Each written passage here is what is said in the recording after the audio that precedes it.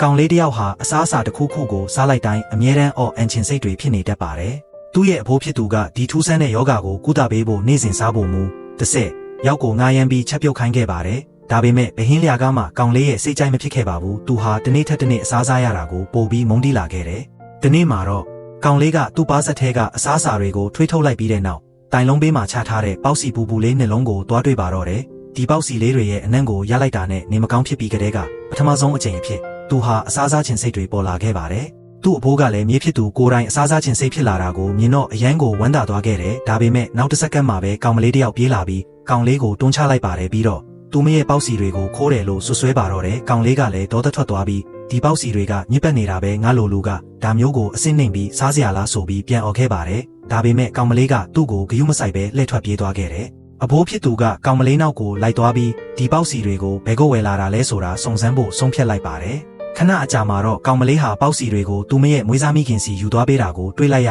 ယ်။သူမကိုယ်တိုင်လှုပ်ထားတဲ့ပေါက်စီတွေဖြစ်ကြောင်းလည်းပြောပြနေခဲ့ပါတယ်။အဲ့ဒီအချိန်မှာပဲအိမ်ရှင်ရောက်လာပြီး3 ရက်အတွင်းအိမ်လက်ခမပေးရင်အိမ်ပေါ်ကနေနင်ချမယ်လို့ချင်းချောက်သွားခဲ့ပါတယ်။မွေးစားမိခင်ကသူမရဲ့မတန်ဆွမ်းတဲ့ခြေထောက်တွေကြောင့်တမိဖြစ်သူအတွက်ဝင်ထုတ်ဝင်ပိုးဖြစ်ရပြီဆိုပြီးအပြစ်တင်ကတောင်းပန်ဆိုင်ကိုပါတော့တယ်။ဒါပေမဲ့ကောင်မလေးကချက်ချင်းပဲဒီလိုမတွေးဖို့အမေသာသူ့ကိုကောက်မမွေးခဲ့ရင်သူဟာဟိုးရင်ကလေးကမျက်တင်နေလောက်ပြီဖြစ်ကြောင်းပြန်ပြောပြခဲ့ပါတယ်။ဒီစကားတွေအားလုံးကိုနောက်ွယ်ကနေခိုးနှားထောင်နေခဲ့တဲ့အဖိုးဖြစ်သူဟာချက်ချင်းပဲကောင်မလေးစီသွားပြီးသူ့မြေရဲ့ကိုပိုင်စားဖို့မှုအဖြစ်အလုပ်လုပ်ပေးမယ်ဆိုရင်မိသားစုရဲ့အိမ်လက်ခအားလုံးကိုတာဝန်ယူပေးမယ်လို့ကမ်းလှမ်းလိုက်ပါတယ်။ဘာကြောင့်ဒီကလေးမလေးကိုမှရွေးရတာလဲလို့မွေးစားမိခင်ကမေးတဲ့အခါအဖိုးကရှင်းပြပါတယ်။သူ့မြေဟာမိဘနှစ်ပါကားအက်ဆီဒင့်နဲ့တေဆုံးသွားတာကိုမျက်မြင်တွေ့ခဲ့ရပြီးနောက်ပိုင်းအစားစားဖို့ညှင်းဆန်ခဲ့တာဖြစ်ကြောင်းပြီးတော့ဒီကောင်မလေးလုပ်တဲ့ပေါက်စီတွေကသာသူ့မြေမအံပဲစားနိုင်ခဲ့တဲ့တခုတည်းသောအစားအစာဖြစ်ကြောင်းကောင်လေးရဲ့တနာစရာအတိတ်ကိုကြားသိရပြီးနောက်မှာတော့ကောင်မလေးဟာသူ့ကိုကူညီပေးဖို့သဘောတူလိုက်ပါတယ်။နောက်တစ်နေ့မှာတော့ကောင်မလေးဟာကောင်လေးရဲ့အိမ်ကိုရောက်လာခဲ့တဲ့ကောင်လေးကသူ့ကိုမြင်တာနဲ့မနေ့ကသူခိုးလို့ဆွဆွဲခဲ့တာကိုသတိရသွားပြီး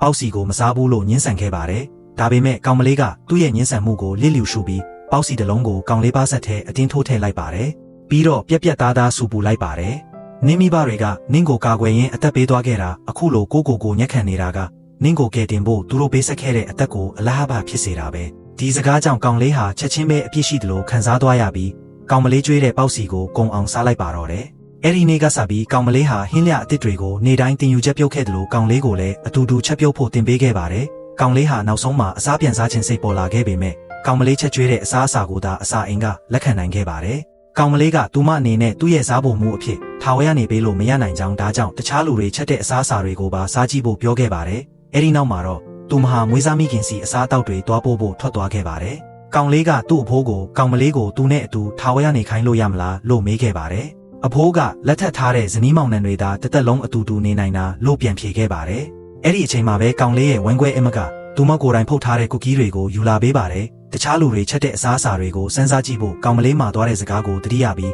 သူဟာကူကီးတစ်ကိုက်ကိုမဝက်မရဲစားကြည့်လိုက်ပါတယ်။ဒါပေမဲ့သူဟာချက်ချင်းပဲပြန်အန်ချလိုက်မိပါတယ်။ဒီအဖြစ်အပျက်ကသူ့ကိုကောင်မလေးနားမှာပဲပို့ပြီးနေချင်းစိတ်ပြင်းပြသွားစေပါတယ်။တစ်ချိန်တည်းမှာပဲကောင်မလေးအိမ်ပြန်ရောက်တဲ့အခါမွေးစားမိခင်ကသူမရဲ့အရင်ခောက်မိခင်ရင်ရောက်လာကြောင်းပြောပြခဲ့ပါတယ်။ခဏအကြာမှာတော့မိခင်ရင်ဖြစ်သူရောက်လာပြီးသူမကိုတင်းတင်းကြပ်ကြပ်ဖတ်ထားလိုက်ပါတယ်။တကယ်တော့ကောင်မလေးဟာလွန်ခဲ့တဲ့နှစ်တွေကမိဘတွေရဲ့ပြန်ဘက်တွေစီကနေရှို့ဝက်ပြန်ပေးဆွဲခံခဲ့ရတာဖြစ်ပြီးမိခင်ဖြစ်သူဟာသူမကိုဒီနှစ်တွေတလျှောက်လုံးအပူတပြင်းရှာဖွေနေခဲ့တာဖြစ်ပါတယ်။ကောင်မလေးကိုမိခင်ရင်းကပြန်ခေါ်သွားပြီဖြစ်ကြောင်းနဲ့ဘယ်တော့မှပြန်လာတော့မှာမဟုတ်ကြောင်းကောင်လေးသိလိုက်ရတဲ့အခါသူဟာချက်ချင်းပဲသူမကိုလိုက်ရှာဖို့တောင်းဆိုပါတော့တယ်။အဖိုးဖြစ်သူကအစေခံတွေကိုတားခိုင်းလိုက်ပြီးကောင်မလေးကသူ့အတွက်တေချာစားတော့ပြီးကျန်းမာနဲ့ကြီးပြင်းလာအောင်နေပါဆိုတဲ့စကားလေးတခွန်းပါသွားခဲ့ကြောင်းပြောပြခဲ့ပါတယ်။ကောင်လေးကသူ့အဖိုးကိုမေးလိုက်ပါတယ်။ကျွန်တော်ကြီးလာတဲ့တနေ့ကျရင်သူမကိုပြန်ခေါ်လာလို့ရနိုင်မလား။အဖိုးကလည်းမြေဖြစ်သူစိတ်သက်သာရစေဖို့ညှင်းဆန်ခြင်းမရှိဘဲခေါင်းညှိပြခဲ့ပါတယ်။အဲ့ဒီအချိန်ကစပြီးကောင်လေးဟာတေချာမှန်ကန်စားတော့ဖို့ဆုံးဖြတ်ချက်ချလိုက်ပါတယ်